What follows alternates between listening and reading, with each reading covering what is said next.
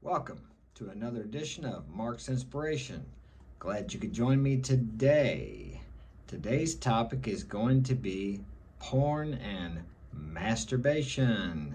Smash that like button and subscribe. Share this with a friend if you think it will help them to become a better man or more of a man or just a man. Excuse me.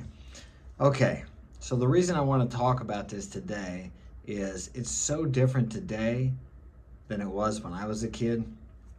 When I was a kid, if I was able to sneak one of my dad's Playboy magazines out, that was a big deal, okay, without getting caught and getting a ass whooping, okay, or if someone had a Hustler, man, they were even more risque. But now, any kid that has a cell phone, 10 years old, under, whatever, they can view things that I wouldn't even imagine when I was a kid. And what happens is they get to watching this and it becomes an addiction. And I hear people speaking on some of the forums on Facebook and different apps about the addiction they have to this. And then they have this NoFap group too that is helps other people to get off of the porn addiction and the masturbation addiction. I have nothing against masturbation. I have nothing against porn. I've watched it. I've masturbated. No big deal. But here's the deal. It's like everything else in moderation. Now, I'm going to tell you, anytime you masturbate, it's going to drain your energy.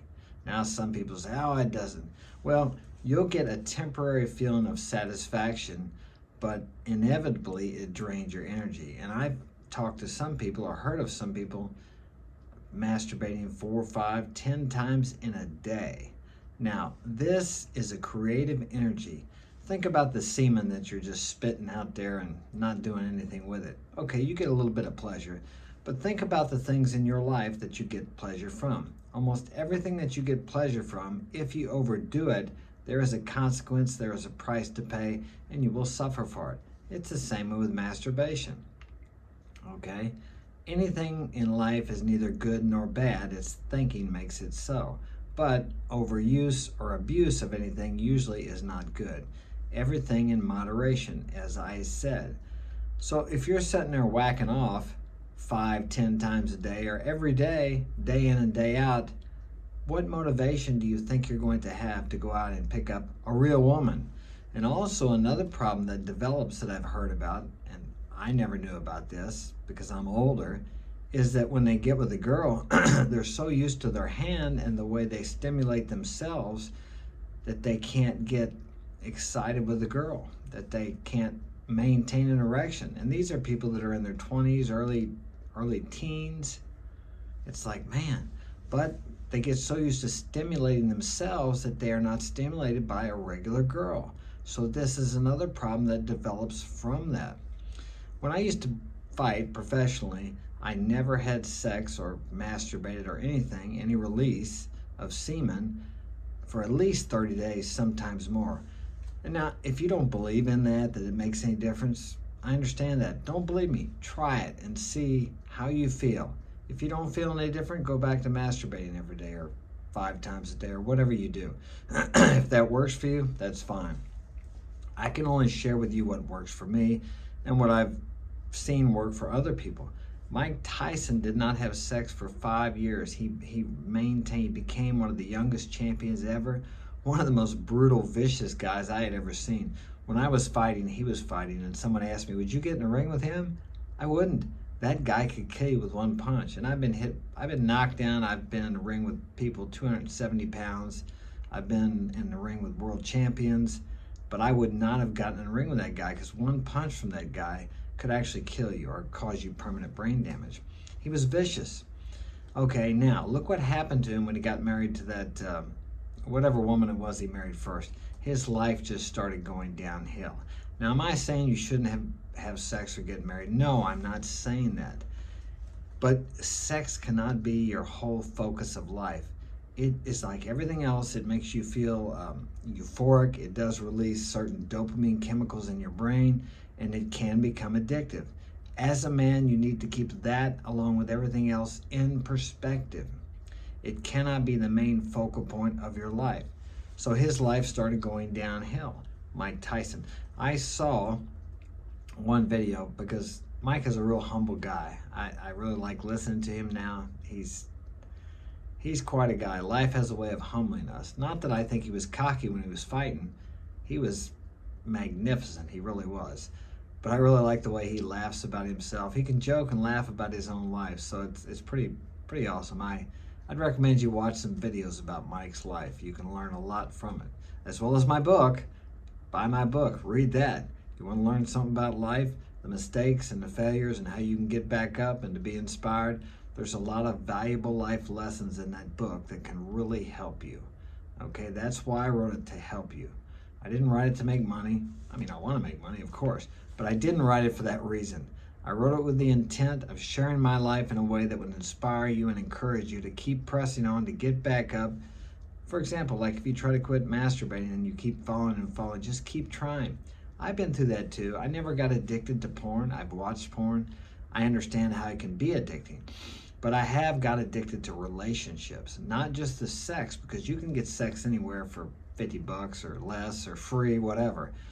But the whole dynamic of a relationship can become addicting too. And you start to become somewhat beta, too much beta, and then the woman starts losing respect for you because you are becoming dependent on the feeling that you get from her. Okay, and that is something you really need to keep in perspective. I myself need to do that too. Keep your focus on your goals and your mission first. And if you feel yourself becoming too dependent upon how your woman makes you feel, you need to back off a little bit. Not to do anything to her, but for your own centeredness, to keep your center, to keep stable, to be the mountain, to be the rock. For yourself first, and then for her second. Okay, so, but back to the porn and masturbation thing. If you're having a problem with that, first off, don't beat yourself up. If I had grown up in this time, I would probably be having trouble with it also. I remember when I first discovered masturbation, I was about 13 years old. My God, how wonderful is that? And then I just started dreaming about girls, about being with the most beautiful girls. And of course, I would masturbate when I thought about that. I never remember looking at the photos in the books when I was a kid and masturbating to that. Probably didn't think about it, but I would fantasize about being with girls. Now, because I was having those fantasy thoughts and having the emotion and the chemical reaction of masturbation to go along with that, I ended up being with a lot of women when I was younger. I know that had a lot to do with it, because your thoughts create your future. And I constantly focused on being with beautiful women. And thus, in my teens and up until my late 20s, so I was 29, I had many women. It was easy for me to get women. I was the player. I was the Chad, or what do you guys call it now? The G? That was me, okay? You'll have to read the book to find out what happened afterwards when I tried to be the man that society tells us that we need to be a good father and a good husband. I am a good father. I was a good husband, but I've been divorced 4 times. So read the book. You'll find out. You'll learn something from that. You don't have to learn from your own experiences. Learn from mine so you don't have to go through the crap I went through. But I wouldn't trade it for anything, because I wouldn't be here talking to you now. I would not have the knowledge and the wisdom to share with you to help you through your life. And that's what gives me the most joy in life. That is the one thing I love to do, is to share my life with people in a way to encourage them, inspire them to be more, to become what they want to be, to become what they came here to be. So back to the masturbation and porn again. Okay, so the first thing I would recommend you do is, if you can block those sites on your phone, if you want to quit this, I'm just saying, give it a try. If you think it's draining you, if you want to stop and you don't, because if you want to stop and you don't, every time you do it, you feel a little less respect for yourself. And you have to have self-respect and self-esteem to pick up women, to be a good businessman, to meet people. If you're out there meeting people who are extremely successful, billionaires, presidents, heads of state, and you don't feel confident about yourself because you can't control your own desires, then they will see that in you. I don't care what you say to them, what kind of an act you put on, people pick up on that. They may not be able to say exactly. They won't think, well, that guy masturbates and watches porn all the time. He's addicted to that. No, it's not that. They will just have a feeling that something is not quite right. They will not be able to depend on you because you're a man who cannot control yourself and your impulses and your desires. So why would they want to be in business with you? Why would a woman want to be with you? She wants a man who can control himself and also be able to control her when she has her emotional storms. You have got to be the rock. You have got to be solid. He who controls himself is greater than he who controls the city.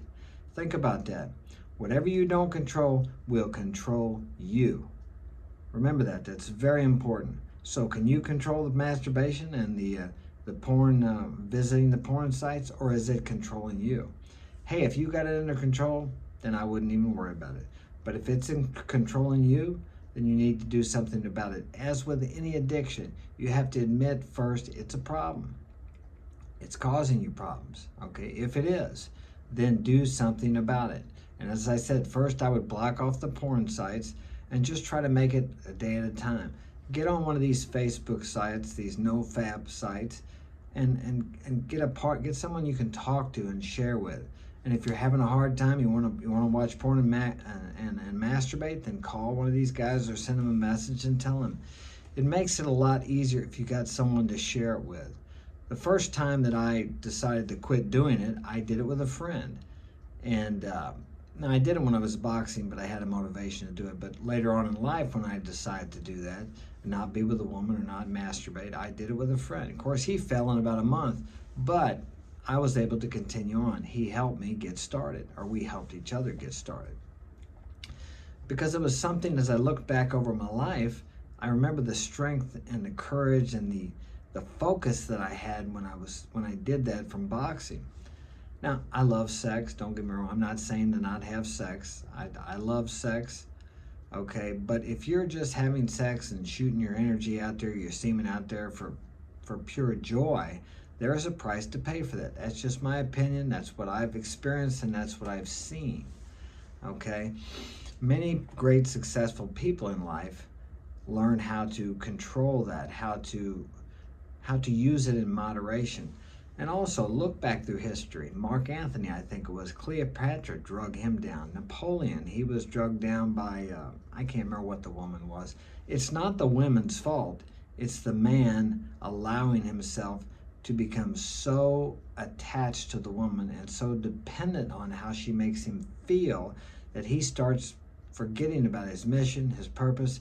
There are men throughout history who have lost kingdoms and nations because of their involvement with a woman, because they didn't keep that sexual desire in perspective. So if you can control that, you will be able to control your inner thoughts, your actions, your emotions, everything. First, you have to control that. And for a man, that is a big problem. And for you young guys, when you're 17, I know you're walking around with a heart on about most of the time, because that's the way I was. I'm 60. I don't walk around with a heart on, but I still wake up every morning, at attention, I'll say it that way. So, because I'm in shape. This stuff about when you get old, 50, 60, you can't. That's ridiculous. Okay, it's not ridiculous if you take a lot of medication, you haven't taken care of yourself, you don't work out, and you don't eat right. Yeah, you probably can't get it up. That's what happens. I mean, it's all in how you take care of yourself. I know guys that were 80 years old still having kids, and there was no such thing as Viagra back then. 75 maybe. I'm not sure if they were 80. The point is, this is just my opinion and what I've read and studied, there's a lot of power in retaining, okay? If it's just psychological, what's it matter? If you gain some kind of power and self-control over it, then try it. Practice it. I've found that when I do that, I'm much bolder to talk to women. It's easier for me to pick up women. It's almost like they can sense that your testosterone level is higher, that you have an inner strength. These are all subjective things. They can't be proven. I'm not saying this is, I'm just telling you my experience. But many things in life are subjective. I would argue that everything is subjective before it becomes objective. What I mean by that is everything is within before it happens without. That's why some people want to argue that, well, it's all subjective. This NoFap, this semen retention, it's all subjective. Well, that's true. There are no scientific studies that can prove it yet. But look at all the other things. Everything that you see in your outer world was at one time subjective. Flight. We fly all over the world. That at one time was subjective within the minds of men. Within the minds of men. And then it became an outer realization. The double slit experiment with the electrons. The electrons and the results of the experiment are changed by the expectations of the observer. So his subjective thoughts are changing the reality we see, the objective reality. So everything is subjective. Try it, see if it works for you. And if you're struggling and would like to get my help personally, marksinspirationalguidance@gmail.com. Smash that like button. It helps to get this video out, so YouTube will put it out there where people can see it. My intention is to help people. I love talking to you guys, and I enjoy you giving me comments so I can see what you're thinking. And thank you, the guy that helped me with the volume thing. I didn't realize it wasn't loud enough. So anything else that you guys see that maybe I could change to help get the message out better, I'd appreciate it. So thanks for joining me, and have a great day.